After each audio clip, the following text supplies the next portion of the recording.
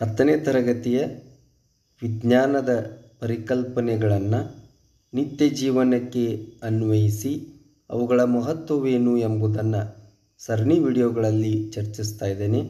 ಅದರ ಮುಂದುವರೆದ ಭಾಗವಾಗಿ ಈ ಒಂದು ವಿಡಿಯೋದಲ್ಲಿ ಮಸೂರದ ಸಾಮರ್ಥ್ಯದ ಮಹತ್ವವೇನು ಎಂಬುದನ್ನು ನೋಡೋಣ.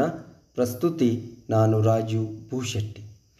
ಮಸೂರದ ಸಾಮರ್ಥ್ಯವು ಯಾವಾಗಲೂ ಕೂಡ ಅದರ ಸಂಗಮ ದೂರವನ್ನು ಅವಲಂಬಿಸಿರುತ್ತದೆ ಎಂದು ನಾವು ಹೇಳ್ತೇವೆ. ಅಂದರೆ ಮಸೂರದ ಸಾಮರ್ಥ್ಯವು ಸಂಗಮ ದೂರಕ್ಕೆ ವಿಲೋಮಾನುಪಾತದಲ್ಲಿರುತ್ತದೆ. ಪವರ್ ಆಫ್ ಲೆನ್ಸ್ ಮಸೂರದ ಸಾಮರ್ಥ್ಯ ಪಿ ಅಕ್ಷರದಿಂದ ಗುರುತಿಸ್ತೇವೆ. ಪಿ = ಸಂಗಮ ದೂರಕ್ಕೆ ವಿಲೋಮಾನುಪಾತದಲ್ಲಿ, ಅಂದರೆ ಪಿ = 1/f ಅಂತ ನಾವು ಸೂಚಿಸ್ತೇವೆ.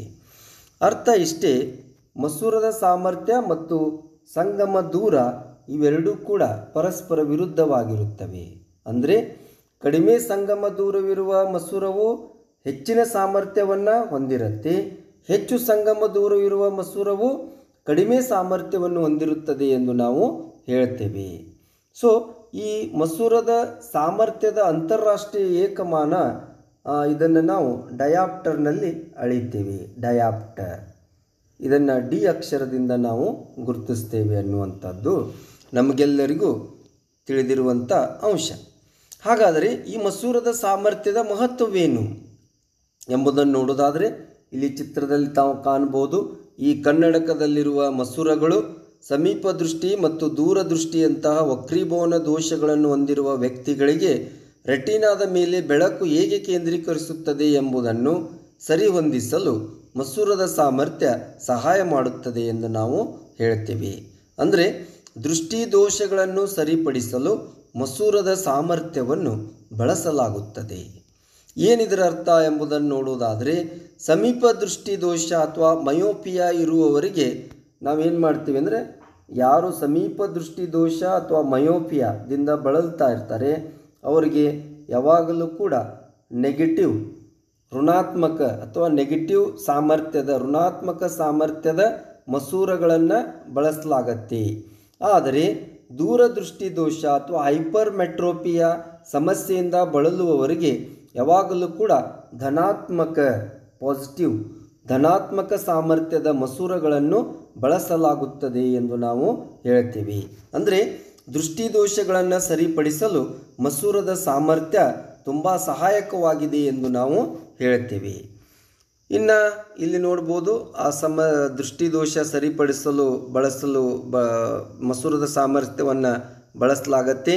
ಮುಂದಿನ ಒಂದು ಇದನ್ನು ಉಪಯೋಗವನ್ನು ನಾವು ನೋಡೋದಾದರೆ, ಕ್ಯಾಮ್ರಾ ಮಸೂರಗಳು ಫೋಟೋಗ್ರಫಿ ಹಾಗೂ ವಿಡಿಯೋ ರೆಕಾರ್ಡಿಂಗ್ನಲ್ಲಿ ಚಿತ್ರವನ್ನು ಸೂಕ್ಷ್ಮವಾಗಿ ಸೆರೆ ಹಿಡಿಯಲು ಹೆಚ್ಚು ಸಾಮರ್ಥ್ಯದ ಮಸೂರಗಳು ಸಹಾಯ ಮಾಡುತ್ತದೆ ಎಂದು ನಾವು ಹೇಳ್ತೇವೆ. ನಂತರ ಸೂಕ್ಷ್ಮದರ್ಶಕ ಮತ್ತು ಟೆಲಿಸ್ಕೋಪ್ಗಳಲ್ಲಿ ಇಲ್ಲಿ ಚಿತ್ರದಲ್ಲಿ ನೋಡ್ಬೋದು, ಟೆಲಿಸ್ಕೋಪ್ ಚಿತ್ರ ನೋಡ್ತಾ ಇದ್ದೀರಿ. ಈ ಸೂಕ್ಷ್ಮ ವಸ್ತುಗಳನ್ನು ಅಥವಾ ದೂರದ ನಕ್ಷತ್ರಗಳನ್ನು ನೋಡಲು ಶಕ್ತಿಶಾಲಿ ಮಸೂರಗಳ ಅವಶ್ಯಕತೆ ಇರುತ್ತದೆ. ಈ ಸಾಧನಗಳಲ್ಲಿ ಮಸೂರಗಳ ಶಕ್ತಿ ನಿಯಂತ್ರಣ ಬಹು ಮುಖ್ಯವಾಗಿರುತ್ತದೆ ಎಂದು ನಾವು ಹೇಳ್ತೀವಿ.